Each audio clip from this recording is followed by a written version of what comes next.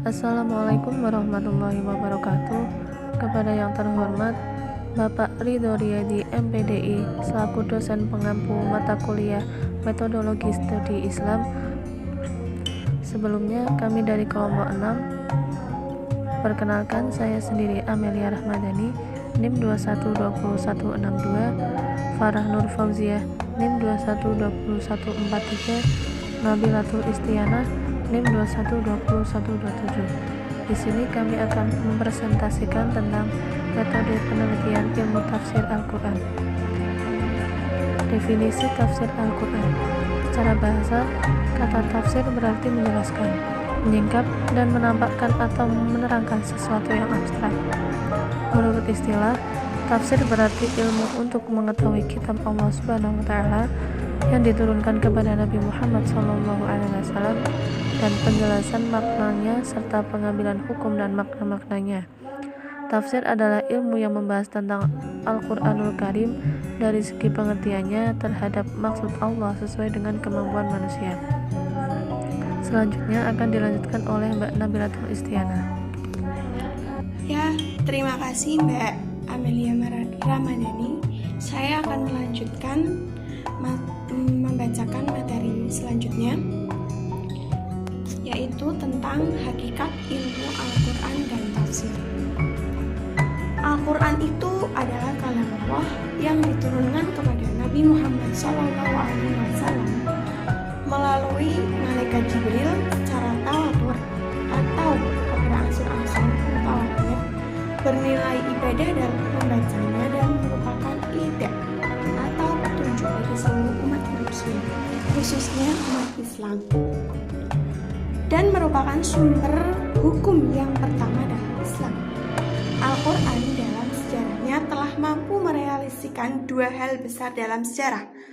Pertama, merealisasikan eksistensi manusia dan menjadikan manusia sebagai insan Rabbani yang pernah mendapat pujian langsung dari Allah dalam Al-Quran. Kedua, merealisasikan peradaban universal, di mana dalam waktu yang relatif singkat telah mampu menerapkan pesan-pesan ilahi dalam realitas kehidupan universal. Jadi Al-Quran itu sangat berarti bagi kehidupan kita, karena Al-Quran adalah sebagai pedoman, sebagai petunjuk umat Islam tentunya.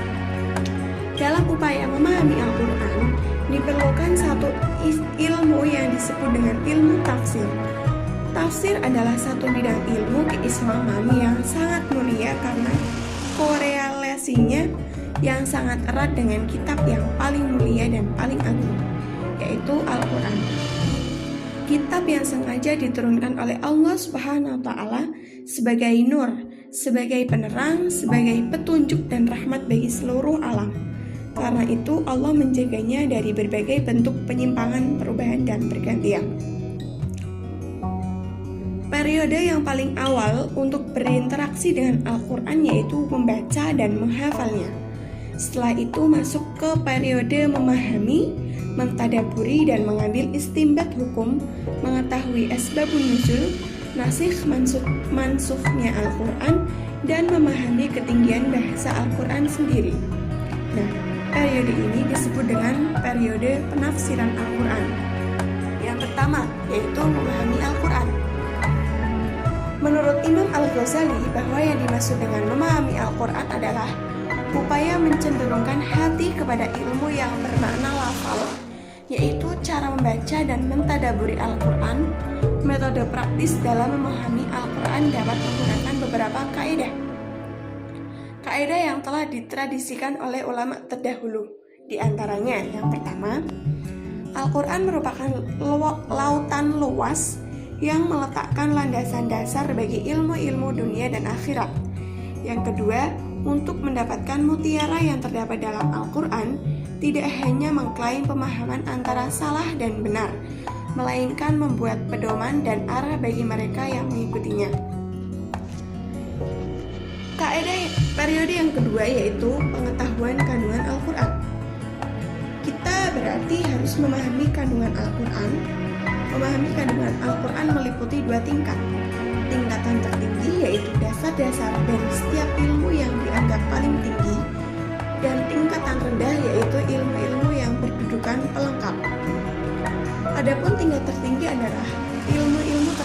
dengan seperangkat.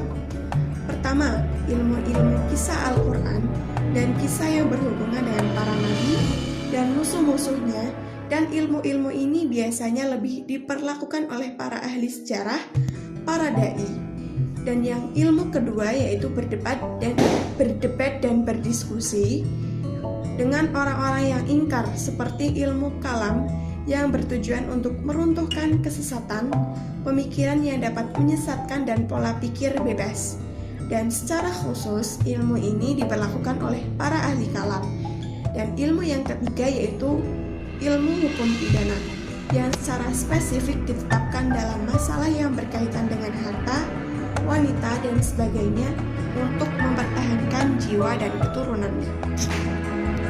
Materi selanjutnya akan disampaikan oleh Mbak Farah. Baik, saya Farah Nikasya 212143 akan melanjutkan materi yang telah disampaikan. Metode penelitian tafsir Al-Quran. Yang pertama, tafsir ijmali adalah menafsirkan Al-Quran dengan singkat dan global tanpa uraian panjang lebar.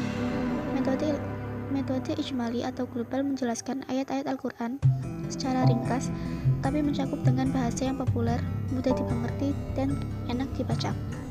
Yang kedua, tafsir tahlili atau analisis. Ialah menafsirkan ayat-ayat Al-Quran dengan memaparkan segala aspek yang terkandung di dalam ayat-ayat yang ditafsirkan itu, serta menerangkan makna-makna yang tercakup di dalamnya sesuai dengan keahlian dan kecenderungan mufasir yang menafsirkan ayat-ayat tersebut. Yang ketiga, metode muqarin atau komparatif. Ialah penafsiran sekelompok ayat Al-Quran yang berbicara dalam suatu masalah dengan cara membandingkan antara ayat dengan ayat atau antara ayat dengan hadis, baik dari segi isi maupun redaksi, atau antara pendapat-pendapat para ulama tafsir dengan menonjolkan segi-segi perbedaan tertentu dari objek yang dibandingkan. Yang keempat, metode maudhi'i atau tematik.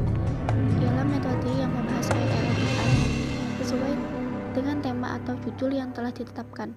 Semua ayat yang berkaitan dihimpun, kemudian dikaji secara mendalam dan tuntas dari berbagai aspek yang terkait dengan